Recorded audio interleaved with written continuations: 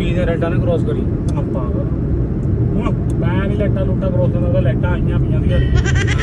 ਤਾਂ ਕੱਢਿਆ ਇਦਾਂ ਦੀ ਲੈਟਾਂ ਲੰਘ ਗਈਆਂ ਉਹ ਲੈਟਾਂ ਚੱਲਦੀਆਂ ਪਈਆਂ ਸੀ ਉਹ ਫੇਰ ਤੂੰ ਲੈਟਾਂ 'ਚ ਹੀ ਕੱਢਦਾ ਮੈਂ ਨਹੀਂ ਕੱਢਦਾ ਇਦਾਂ ਕਦੋਂ ਕੱਢਾਂ ਪਾਗਲ ਆ ਮੈਂ ਗੱਡੀ ਨਾ ਇਹਦਾ ਪੁਲਿਸ ਬਹੁਤ ਮੋਟਾ ਚਲਾਨ ਕਰਦੀ ਹੈ ਮੈਨੂੰ ਪਤਾ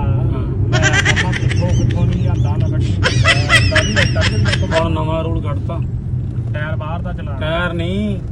ਜਿਹਨੇ ਰੈਡ ਲਾਈਨ ਕ੍ਰੋਸ ਕੀਤੀ ਉਹਦੇ ਚਪੇੜਾਂ ਲੱਗ ਮੇਰਾ ਇਦਾਂ ਫੁੱਦੀ ਦਾ ਕੋਈ ਹੱਥ ਨਹੀਂ ਚੱਕ ਸਕਦਾ ਕਿਸੇ ਉਹ ਤੇ ਚਪੇੜਾਂ ਆ ਹੁਣ